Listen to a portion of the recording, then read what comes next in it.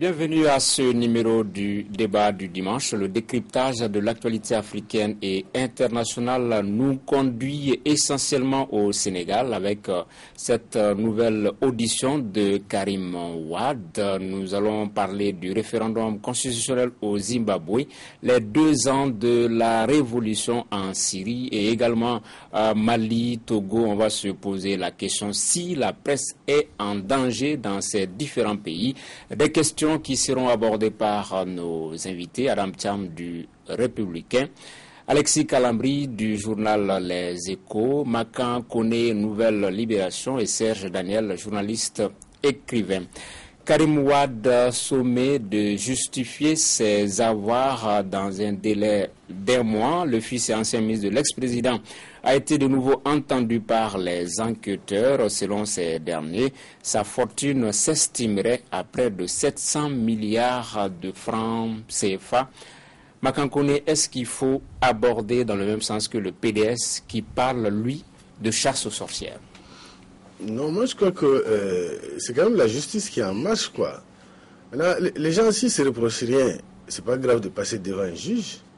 Bon, et puis j'ai écouté un de mes aînés, aujourd'hui ministre de Macky Sall, qui explique que les dispositions au Sénégal elles-mêmes disent que quand il vous arrive à manipuler de l'argent ou à gérer de fortes sommes d'argent dans le cadre de vos fonctions, et que on constate chez vous des signes extérieurs de richesse dont on sait que votre salaire ne vous permet pas de les avoir, la justice a le droit, ça c'est dans les textes sénégalais, la justice a le droit de vérifier. Donc je me dis que bon, il y a pour le moment, mais c'est vrai que quand on voit que c'est le fils du président Wade et tout, les gens, ça ne les empêche pas de faire un peu des lieux. Mais je crois que tout le monde doit quand même laisser la justice faire son travail, à mon avis. Alexis, sur cette nouvelle audition de Karim. Oui, d'abord je confirme que les dispositions législatives sénégalaises permettent à la justice de demander à quelqu'un de justifier ses avoirs. Donc ça c'est de bon droit. Deuxièmement, moi je vois un peu la moralité de tout ça, c'est-à-dire des chefs d'État qui sont là. Wade a été opposant pendant longtemps, tout le monde s'est battu pour lui, on n'a jamais vu ses enfants qu'il avait planqués comme tous les chefs d'État qu'il avait planqués à l'extérieur. Le père élu, les enfants débarquent, font la pluie, le beau temps. Pour moi, pendant que le père était président, le fils a été cité dans beaucoup d'affaires. À la limite, on a même modifié les textes de l'État pour lui. Si vous vous souvenez, Macky Sall a été débarqué de l'Assemblée nationale avant les termes du mandat parce qu'il s'était permis d'auditionner. On sent, disons, un relan de revanche, mais quand même ça repose sur des faits réels, quoi. Ok, Serge Daniel. Il y a des millions de Sénégalais. Et le seul à qui on demande des comptes d'abord, c'est lui. Mais évidemment, quand vous dites que quelqu'un doit justifier, par exemple, 1 milliard d'euros, d'abord quand vous sortez le chiffre d'1 milliard d'euros, c'est pour marquer les esprits, mais vous devez quand même avoir des faisceaux de présomption qui tolèrent la thèse selon laquelle cet argent est mal acquis ou une partie de l'argent est mal acquis. Ce n'est pas à Karim Wade, à mon avis, de démontrer qu'il a de l'argent propre. C'est à la justice d'amener la preuve que l'argent qu'il a n'est pas de l'argent propre. Je pense que ça fait un peu persécution. Ok. Persécution. Peut-être dans un sens, parce que pour la simple raison qu'il y a beaucoup d'États qui ont supprimé effectivement ce qu'on appelle le fardeau de la preuve, hein, c'est-à-dire que l'accusé soit obligé de justifier ce qu'il a. Donc ça, il y a beaucoup de pays qui ont abandonné ce procédé-là parce que ça leur paraît une violation des droits constitutionnels, enfin des droits naturels des individus. Et dans le cas précis de Karim Wade, en fait, aucun papier ne dit qu'il a soustrait 696 milliards de l'État. On dit simplement qu'il est actionnaire dans certaines entreprises. Dans les 2 cas, ça pose un problème de gouvernance. Donc le fardeau de la preuve peut être effectivement un instrument aux mains d'un État pour poursuivre quelqu'un. Et si ce n'est pas le cas, ça veut dire simplement que, oui, la gouvernance sénégalaise sous Wade n'était pas une gouvernance préventive, pour la simple raison qu'on a pu soustraire 696 milliards de deniers. Et je vais ajouter rapidement, si lui il a 1 milliard, si on lui reproche 1 milliard, ça veut dire qu'on doit reprocher probablement 1000 milliards à son père, puisque c'est son père qui était président. Lui, il n'était que le fils de président et ministre, compétent. Maintenant, est-ce qu'on attaque lui pour pouvoir attaquer son père? Ça, c'est autre chose. Je pense qu'il y a anguille sous roche. Mais est-ce que ça ne pose pas la problématique de l'instrumentalisation de nos justices en Afrique, sinon l'indépendance de nos justices en Afrique, puisque au moment où il était tout puissant ministre, la justice avait la latitude de le poursuivre, comme l'ont fait savoir Makan Koné et puis Alexis Kalambri. Étant ministre, la justice pouvait l'interpeller, mais rien n'a été fait. Il a suffi que le régime Wade parte pour qu'il y ait ces auditions-là. Est-ce que ça ne pose pas le problème de l'indépendance de nos justices en Afrique?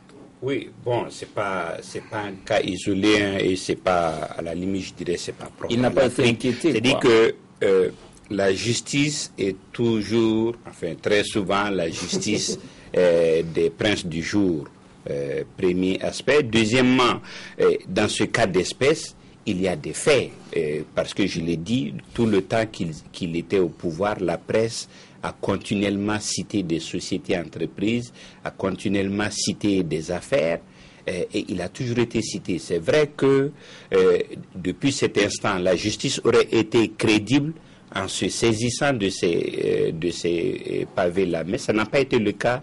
Donc, bon, on comprend. Si vous voyez comme il gagne un ministre, si vous voyez comme il gagne un ministre au Sénégal, et si vous voyez ce que des ministres ont au Sénégal, je pense que beaucoup de ministres doivent avoir aujourd'hui la peur de vivre ce que Karim Wade vit.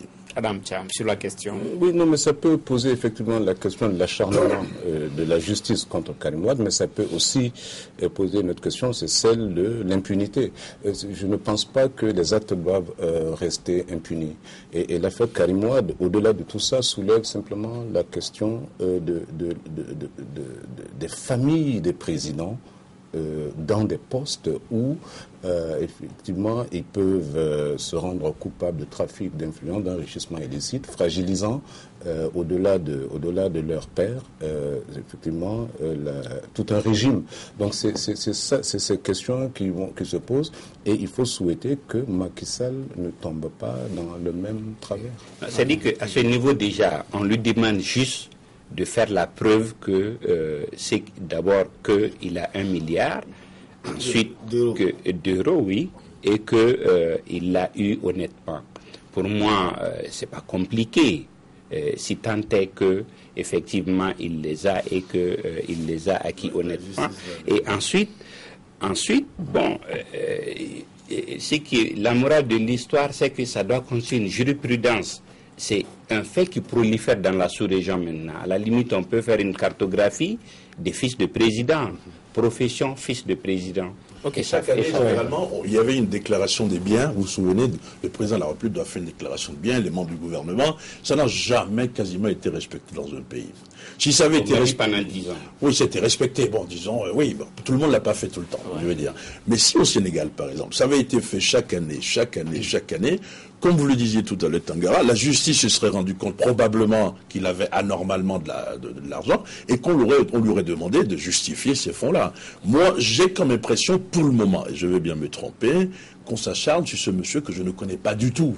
Okay. Et que visiblement par lui, c'est son père qu'on veut atteindre. Peut-être qu'il n'aurait pas déclaré. Hein.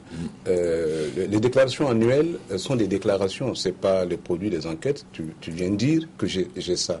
Et donc, probablement, même s'il les avait, les 696 milliards, il les aurait pas déclarés. Il est mis en demeure, Makan Koné, mais au même moment, il est frappé d'interdiction de quitter le pays. Comment est-ce qu'il pourra rassembler les preuves pour prouver le caractère licite de ces avoirs-là, frappé d'interdiction de séjour et pourtant mis en demeure?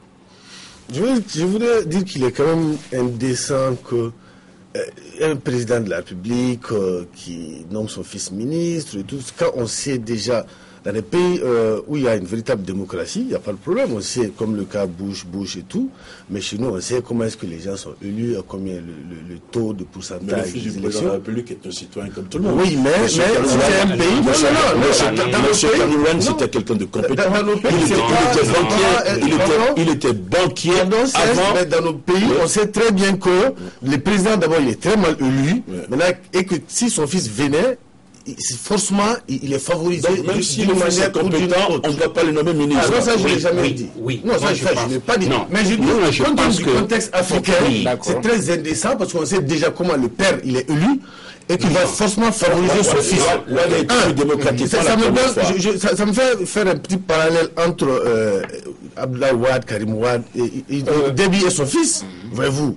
C'est-à-dire que c'est pas la même chose du tout. Un des fils Déby. Un des fils Déby, d'accord. Mais aujourd'hui, on peut parler de tout cela. Non, c'est-à-dire, le fils aurait beau être compétent que ça passe mal. Donc il faut mettre dans la Constitution qu'un fils de président n'a pas le droit d'être ministre. Non, ça va pas jusque-là. C'est-à-dire qu'il y a ce que nous avons des démocraties en construction. Nous avons à ce stade des États en transition avec des traditions qui sont en train de s'installer.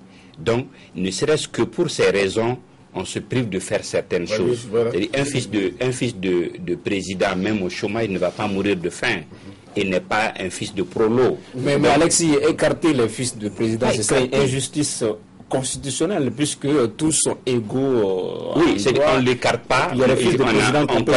On connaît des présidents qui ont interdit à leurs fils de travailler dans l'administration tant qu'ils sont au pouvoir.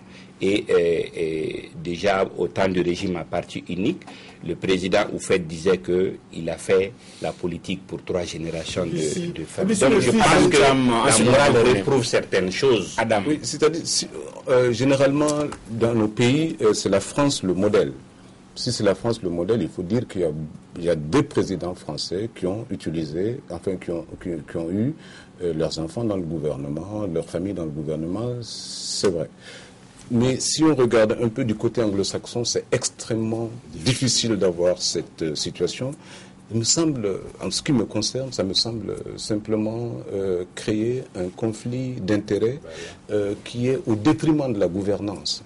La gouvernance, sinon qu'aux États-Unis, il y a eu 2 générations de présidents, Bush père, Bush fils. Oui. Pour revenir au cas Karim, la question c'était de savoir, il est frappé d'interdiction de quitter le pays et pourtant, il doit, puisque les enquêteurs n'ont ménagé aucun effort pour rassembler les preuves contre lui, et lui, par exemple, il doit... Aujourd'hui, pour avoir les justificatif, on n'a pas besoin de voyager. Il peut se faire faxer ou même envoyer autrement. Non, pour moi, c'est pas... Les enquêteurs ont voyagé. Hein. Oui, c'est pas un argument. Il a des avocats qui peuvent voyager. Non, je pense que lui-même, pour sa crédibilité, doit justifier ce qu'on lui reproche, doit se blanchir. Mais ce qu'on lui reproche, le problème de Karim Wade, c'est que il ne reconnaît pas forcément ce qu'il lui reprochait et il n'est pas confondu. C'est-à-dire il n'y a pas de papier disant que vraiment vous avez telle part dans DP World, telle part dans telle autre société. On lui a dit, je crois que ses avocats recusent ça. Et très franchement, ce que l'État sénégalais devrait faire, c'est que ce ne soit pas un procès en sorcellerie. Si c'est un procès en sorcellerie, ça veut dire simplement que Karim Wade était visé à la place de son père. Moi, je souhaite que le droit soit dit au Sénégal et qu'il ait la possibilité de se défendre, parce qu'un procès politique a un mécanisme qui n'a strictement rien à voir avec la justice. Macky Sall a d'autres chats à fouetter. Et je pense qu'il faut que le droit soit dit. Ok.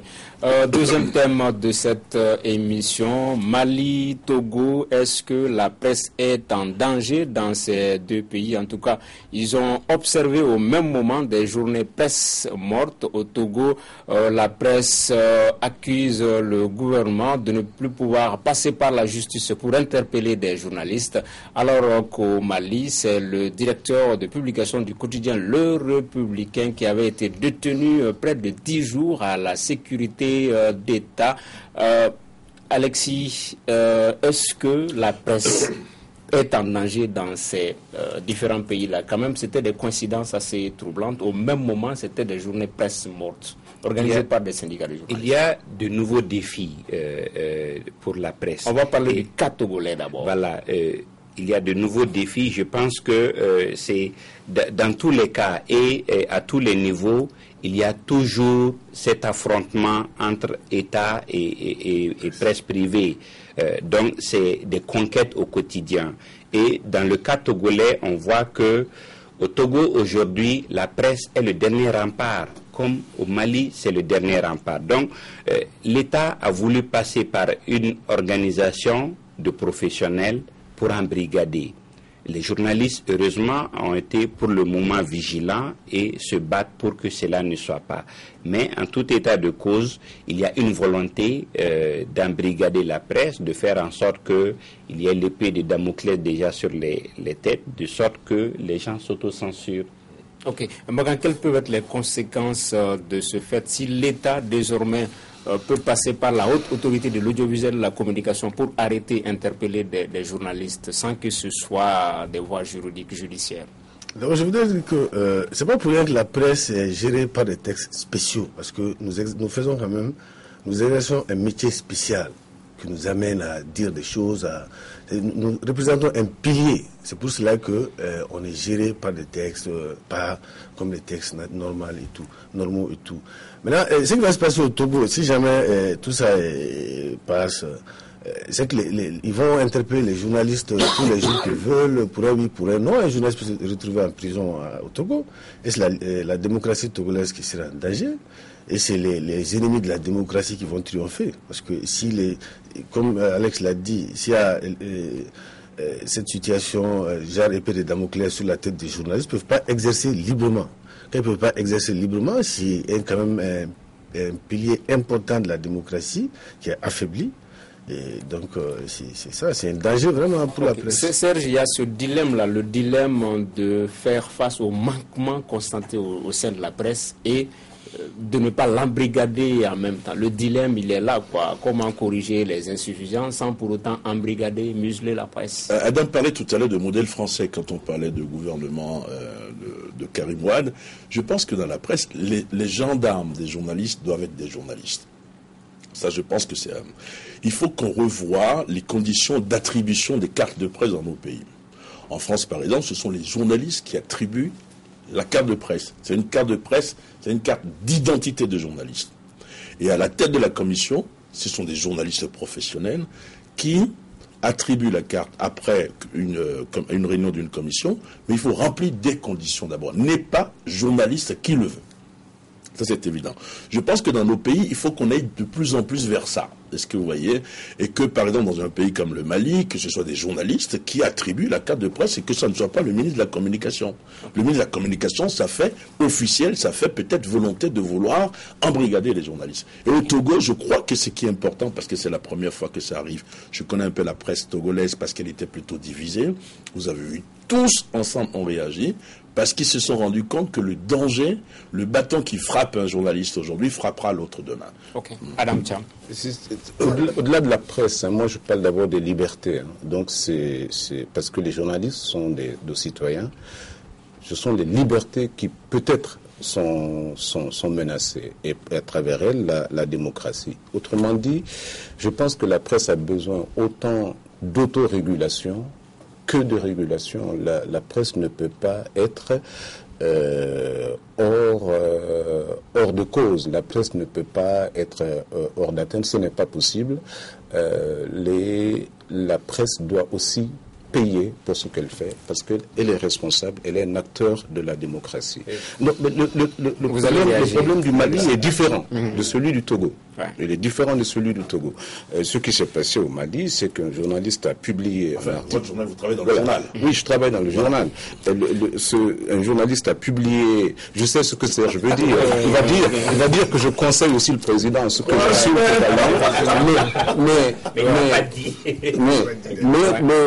mais en fait, il y a un journaliste qui répond d'un acte.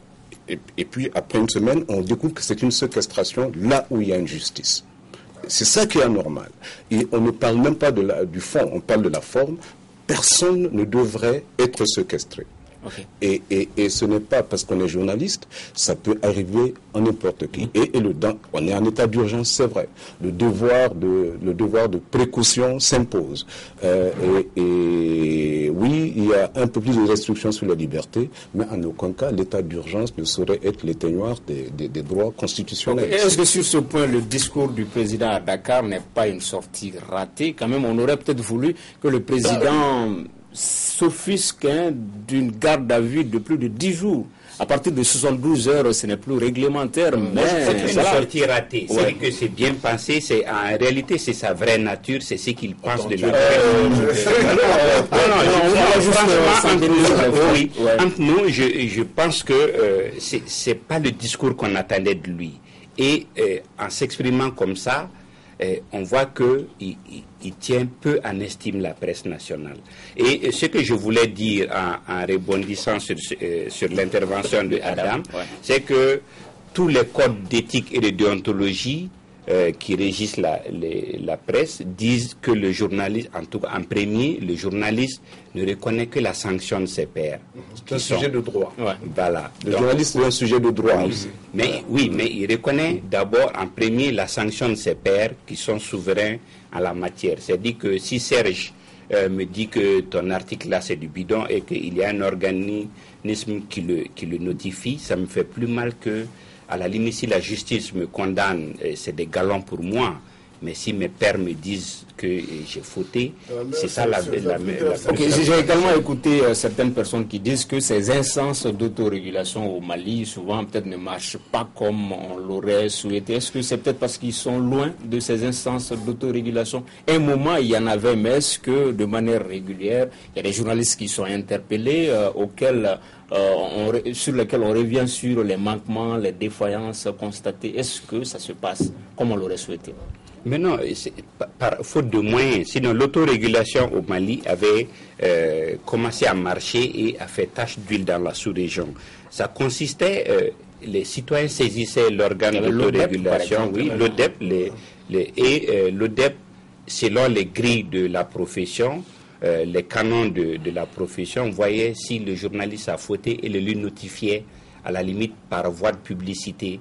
Donc, je pense que c'est la pire sanction pour un journaliste. Mais ce que les Togolais s'apprêtent à faire, c'est-à-dire, à la limite, on transfère à la profession tout l'arsenal juridique de répression, de sorte que l'État se blanchisse et mette les journalistes face à eux-mêmes. Moi, je crois qu'au Mali, il faut revoir les structures de contrôle, d'autorégulation de la presse. Vous avez le comité d'accès aux médias, vous avez le Conseil supérieur de la communication. Ça fait un peu trop armée mexicaine. Il faut casser tout ça et mettre en place, il y a des journalistes en plus à la tête de ces organes. Oui, mais c'est lent. C'est-à-dire, on en parle depuis 10 ans, mais ça n'arrive pas à voir jour pour dire nous sommes des professionnels. Les premiers qui réagissent en France ou dans d'autres pays quand un article sort, à 7h, à 7h01, c'est la profession, ce sont les confrères, c'est l'association des journalistes, c'est le comité d'attribution de la carte qui tout de suite se lève et appelle le journal et dit attention, c'est un carton rouge. Parce que là, ça fait plus professionnel et ça fait plus indiqué, à mon avis. Makan, la presse a levé le mot d'ordre de journée presse morte. On va vers un heureux dénouement. Est-ce que vous pouvez revenir un peu sur cet aspect de la chose? Vous êtes par ailleurs président de la maison de la presse. Oui, d'accord. Non, je voulais juste apporter une petite précision. Vous avez fait allusion à un moment à vouloir embrigader les journalistes, quand on arrête un journaliste, c'est pas compliqué. Nous, on n'a jamais demandé une quelconque impunité à qui que ce soit. Les journalistes, c'est un citoyen normal. Bien sûr. On n'a jamais dit non, ne touchez pas les journalistes. Mais on dit faites-les selon les textes. Les textes sont clairs. On ne peut pas garder quelqu'un pendant 48 heures plus 24 heures. Après 48 heures, il y a des dispositions pour ajouter 24 heures. Mais le grand frère l'a dit, c'est à la limite, c'était même inqualifiable.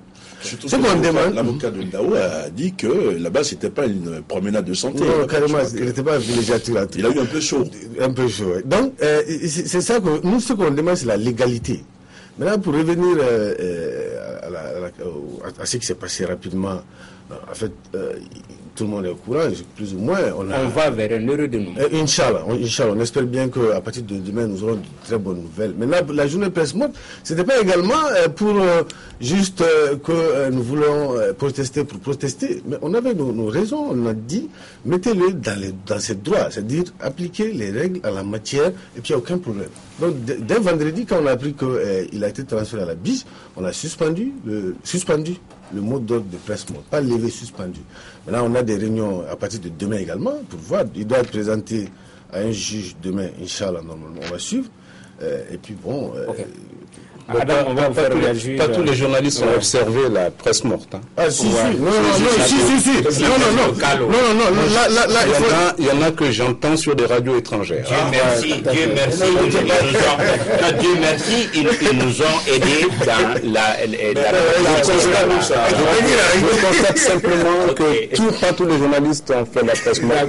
Il fallait quand même que certains expliquent pourquoi il y a presse morte. Et là, c'était un peu Adam, on va juste une dernière question là-dessus. Adam, on va faire réagir sur cette équation.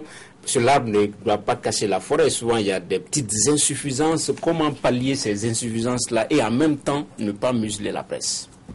C'est-à-dire, il faut nous sommes en transition vers la démocratie. Ça n'est pas donné. Donc, il y a des acquis. Tous les acquis sont fragiles. Tout est réversible. Moi, je ne suis pas que pour l'autorégulation. Hein. C'est l'autorégulation. Que l'autorégulation, ça c'est une licence. Je pense que le jeune frère l'a dit. Nous sommes des sujets de droit. Le droit doit s'appliquer à nous, mais rien que le droit, pas autre chose. Et très honnêtement, je pense que le cas Boukari doit nous pousser, nous et le pouvoir, à réfléchir.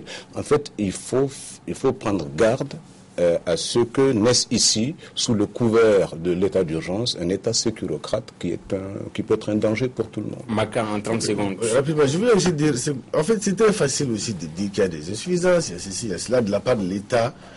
Mais qu'est-ce que l'État lui-même fait aujourd'hui pour professionnaliser cette presse? C'est important. Si on vous raconte l'histoire de l'aide publique à la presse qui vient des impôts du citoyen malien, si on vous explique les traitements cette année, franchement, c'est révoltant.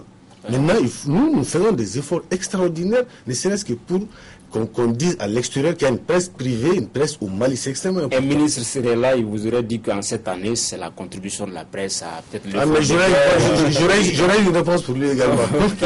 Alexis. Oui, c'est dit que la presse, à mon avis, a joué sa partition. Parce que c'est le premier incident qu'on a vu depuis que l'état d'urgence a éclaté. Les journalistes ont fait en sorte qu'il n'y ait rien à leur reprocher, premièrement. Deuxièmement, par rapport à toute cette question d'appui, le gouvernement ne fait rien pour la presse. C'est ce que je veux dire. Mais nous jouons notre partition. Ok. Troisième point de cette émission, Zimbabwe, une nouvelle constitution avec des pouvoirs présidentiels peu limités. C'est la finalité du référendum constitutionnel organisé ce week-end. Le scrutin était prévu dans l'accord qui a permis de mettre fin aux violences post-électorales de 2008. Des files d'attente de plusieurs heures. Les habitants du Zimbabwe votent depuis samedi matin pour approuver une nouvelle constitution. Je suis venu ici vers 6 heures pour voter pour la Constitution. Je suis heureux de dire que j'ai voté oui pour encourager ce qui est en train de se passer dans notre pays. Peut-être que ça va aider la réforme agraire et que ce sera bien aussi pour la gouvernance de ce pays. Un pays gouverné depuis 3 décennies par le président Robert Mugabe, ce dernier a voté en fin de matinée en faveur du texte.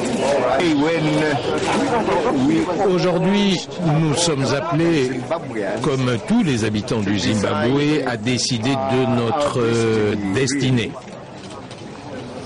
Si nous votons oui au référendum, cela signifie qu'une nouvelle constitution sera appliquée. Le Premier ministre Morgan Tsvangirai appelle aussi à adopter la nouvelle constitution issue d'un long marchandage entre les deux hommes. Le texte prévoit notamment la décentralisation du pays, la promotion de la parité et limite le mandat présidentiel à 2 quinquennats.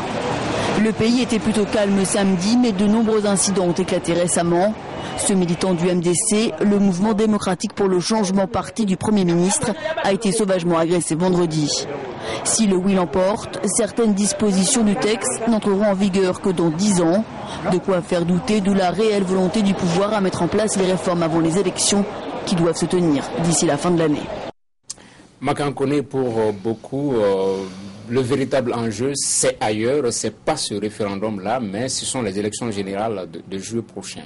Ah oui, bien sûr, si on sait déjà comment est-ce que, depuis tout le temps que comment il s'appelle, le président...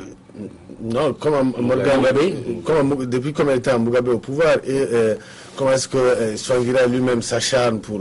ça pose encore toujours la problématique de l'organisation des élections en Afrique. Des élections simples, saines, crédibles. C'est très très difficile. Vous avez, pour ce référendum simplement, il y a déjà des échauffourées, on a vu des images de blessés. Quand j'arrivais tout à l'heure, on est allé même, je crois, arrêter, intimider des gens et tout. Donc c'est vrai que la véritable question, le véritable enjeu, c'est les élections d'ici la fin de l'année. Oui, ça c'est... C'est-à-dire que ce qu'il faut comprendre... Le Zimbabwe, Adam confirmera certainement puisqu'il a travaillé longtemps en Afrique centrale, Austral. Voilà. Donc, Zimbabwe, Mugabe est un militant. Et quand il est arrivé, il a cassé l'hégémonie britannique. C'est ton ami. Il a cassé l'hégémonie britannique. Il a obligé les fermiers à choisir entre la nationalité anglaise et zimbabwéenne.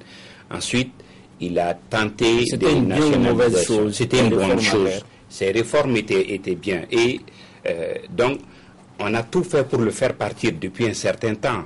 Donc, ce qui se fait, c'est que, bon, on a vu qu'il reste populaire dans le pays. Maintenant, on lui prend le pouvoir pan par pan. C'est vraiment ma lecture de la question. Et je pense que ce référendum participe de cette volonté de l'affaiblir à défaut de pouvoir le déposer tout de suite. À son âge, il a vraiment un pied sur le savon noir politiquement, en fait. Mugabe, c'est la fin, à mon avis. On va vers la fin. Mais c'est quand même quelqu'un qui aurait résisté, parce que vous vous souvenez, il y a 5 ans, 6 ans, 7 ans, je crois, avec son premier ministre, c'était à couteau tiré. C'était extraordinaire. La communauté internationale ne voulait pas de Mugabe, etc. Il a un soutien populaire, comme le dit Alexis, ça c'est évident, je le sens. Mais c'était la fin, et c'est un peu comme si on l'accompagnait vers la sortie, mais en se rendant compte que c'est quelqu'un qui compte et qu'il ne faut pas le brutaliser. Adam. Je ne sais pas si vraiment il est populaire, Mugabe. Bon, je sais qu'il est vieux, il a 89 ans. Il a 33 ans de pouvoir. Les 3 dernières élections ont été controversées. Et aujourd'hui, au moment où on pensait effectivement qu'il ne devrait pas y avoir de problème, parce que les 2 termes, les limitations du mandat constitutionnel, ce n'est pas rétroactif. Donc il a encore la possibilité d'être président 10 ans. Et pourtant, aujourd'hui, il y a trois proches de Tsvangirai qui ont été arrêtés. Mais très honnêtement, à part les nostalgiques et puis quelques... je ne sais pas comment on appelle ça, le mouvement... de gauche. Oui, le mouvement d'Aminata Draman Traoré. Bon, les altermondialistes.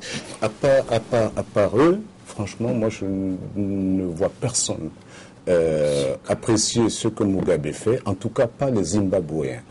C'est-à-dire que le Zimbabwe est pour moi c'est un problème c'est un pays de vrais problèmes, mais de mauvaises solutions, dont Mugabe aujourd'hui. Regardez toutes les terres qu'il a reprises aux Occidentaux, enfin aux Britanniques, etc. Vous savez où ils sont aujourd'hui?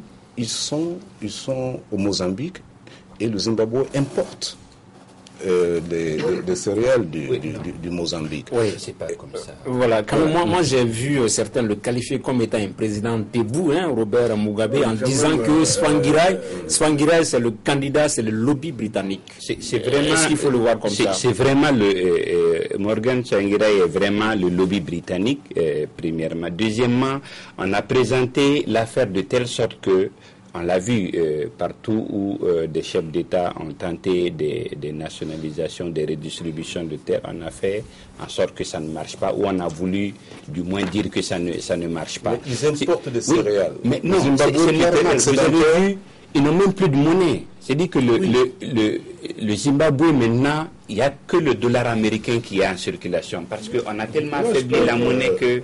Le pape Benoît XVI a démissionné à 85 ans, il s'est retiré.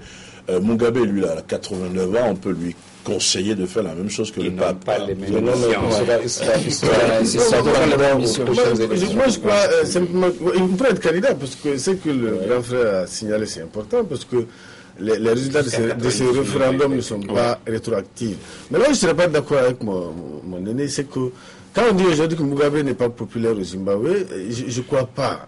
Parce que, d'abord, j'ai échangé avec des Zimbabwéens. Il a perdu les dernières élections. Et puis, secondo, c'est que s'il n'était pas populaire, il n'aurait pas autant résisté. Vous savez, le peuple, quand même... Vous savez pourquoi les dictateurs résistent? C'est l'armée. C'est tout. C'est la force de sécurité. Je ne sais pas si vous avez vu le ciel de la ZANU-PF, c'est aussi grand que l'hôtel de l'amitié. Je n'exagère pas. C'est-à-dire que c'est vraiment... c'est le parti de Mugabe. Le parti de Mugabe. Mugabe travaille à la base et est né...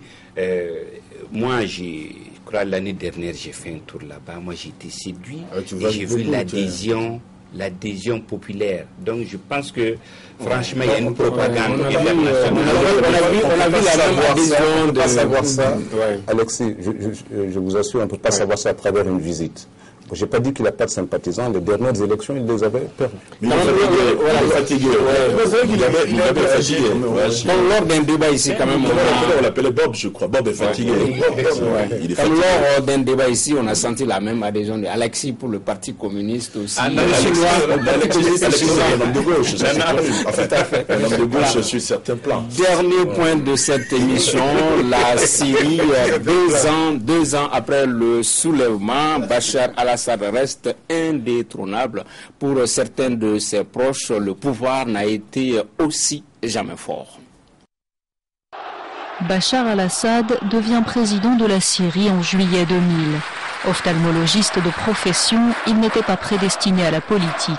Son destin change quand son frère Bassel, héritier désigné du régime, meurt dans un accident en 1994. À 34 ans, Bachar hérite d'un régime taillé sur mesure pour le clan Assad que son père a dirigé pendant 30 ans. Un régime basé sur la domination de la secte alaouite sur la majorité sunnite du pays.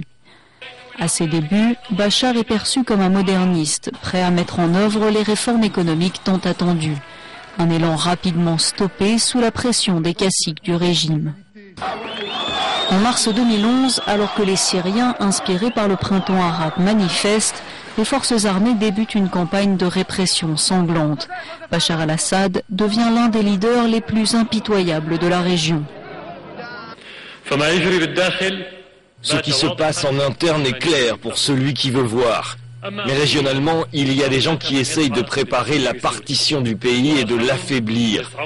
Il y a des gens qui arment les criminels et d'autres qui les soutiennent et les entraînent. Lâché par la majeure partie de la communauté internationale, Assad continue d'affirmer qu'il se battra jusqu'au bout. Son père Hafez est resté dans l'histoire pour avoir massacré plus de 10 000 dissidents de la ville de Hama en 1982. Avec la répression engagée en 2011, Bachar s'inscrit plus que jamais dans l'héritage de la dynastie Assad. Faut-il armer les rebelles syriens? L'Europe, conduite par la France et la Grande-Bretagne, n'exclut pas cette éventualité. On aura l'occasion d'écouter François Hollande avant la fin de l'émission. Mais déjà, Alexis, la première question vous revient. Vous souteniez à l'instant le président Mugabe. Est-ce que vous soutenez également Bachar al-Assad? Non, je ne présenterai pas la question de cette façon. C'est-à-dire, les postulats de base, enfin les constats de départ, c'est que on ne met pas de visage sur cette opposition. Premièrement, depuis, et tout ce qui se fait comme communiqué de l'Association des droits de l'homme vient de la Grande-Bretagne, n'est-ce pas? Il n'y a aucun, les morts qu'on nous cite tous les jours sont référencés depuis la Grande-Bretagne par une association basée en Grande-Bretagne, premièrement. Deuxièmement, je ne peux pas comprendre qu'un homme impopulaire dans son pays résiste 2 ans, soutenu fut-il par l'armée. C'est l'armée. Il a l'armée. Qui a l'armée en Syrie contrôle le pays. Et lui, il a l'armée. Ça, c'est évident. Maintenant, je ne vais pas vous dévancer parce que vous parlez de armée, les tensions, les rebelles. Je crois que ce serait une erreur parce que les armes risquent de tomber très rapidement entre les mains des islamistes. Ok, ce sera la deuxième partie du thème. Justement, nous écoutons le président François Hollande lors du Conseil européen. Il n'a pas écarté l'éventualité d'armer les rebelles syriens. Nous l'écoutons. La France considère qu'aujourd'hui, en Syrie, des armes sont livrées au régime de Bachar el-Assad et notamment par les Russes. Nous souhaitons que les Européens lèvent l'embargo sur les armes et de ce point de vue, les Britanniques et les Français sont d'accord pour cette option. Makan connaît la coalition franco-britannique est parvenue à bout de Kadhafi et là également on voit qu'elle essaie de se mettre en branle pour détrôner Bachar al-Assad. Moi je veux dire qu'ils sont quand même bizarres ces dirigeants en fait quoi. Voyez-vous, Hollande aujourd'hui qui gère les conséquences de cette coalition, le fait d'avoir armé des rebelles libyens qui ont envahi le Mali, c'est lui aujourd'hui qui veut armer des rebelles en Syrie. Ou est-ce que, comme Serge l'a dit auparavant, ces armes qui vont les contrôler et tout. Et puis comment est-ce qu'on peut même penser armer des rebelles, quoi qu'on dise. Mais il y a un fait quand même qui est là, il y a plus de 70 Non, j'allais revenir. C'est vrai que le cas syrien aujourd'hui est extrêmement important. Depuis 2 ans, mes devanciers l'ont dit, il a l'armée avec lui et tout. Il faut trouver une solution, c'est vrai. Mais je crois qu'armer, donner des armes à des rebelles, c'est pas cela la solution à mon avis. Alors quand vous allez donner des armes aux rebelles par exemple, comment vous allez leur demander après d'organiser des élections démocratiques? Mais c'est pas possible. Okay. C'est pas possible. Okay. On va laisser réagir Adam, ensuite un autre tour de table. Au départ, était quand même une exigence démocratique. Donc c'était l'ouverture pluraliste, etc. Le mouvement, peut-être plus tard, a été parasité par les islamistes, mais c'est parce que ça a pris 2 ans. Là où une coalition de l'OTAN a eu très rapidement raison, par exemple, de la Libye, pour les mêmes causes. Parce que c'était ça aussi, Benghazi, d'après ce qu'on nous a dit. Et donc, le problème n'est pas l'islamisme en Syrie. Le problème, c'est que pendant 2 ans, après, il y a aujourd'hui 70 000 morts. Tous les vendredis, les gens sont sortis pour manifester, pour demander un peu plus de démocratie. Et les mains nues, on leur a tiré dessus. Et il ne faut pas passer par pertes et profits le sacrifice de ces gens, même si aujourd'hui, par exemple, il est évident qu'il faut avoir peur de la récupération du mouvement par l'islamisme. Mais je voulais dire simplement, même si c'est l'islamisme qui récupère le mouvement syrien, il n'est pas plus grave que la dictature qu'il y a présentement sous Assad. Et puis on peut effectivement dire que Ouad a eu beaucoup moins de chance avec Karim Ouad que Assad avec Assad fils. Oui, il est évident que Assad a fauté et faute. Il est évident qu'il est resté au pouvoir plus que de raison. Mais également, je reste convaincu que c'est très facile de dire qu'il tient l'armée. L'armée est de la population et je pense s'il y avait autant de morts, les militaires auraient perdu des proches et il y aurait plus de défections que ce dont on parle.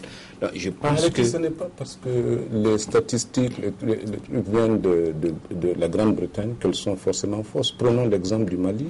C'est quand même l'armée française qui est intervenue qui est intervenue ici. Ce n'est même pas des statistiques, c'est une armée en chair et en os qui est intervenue ici.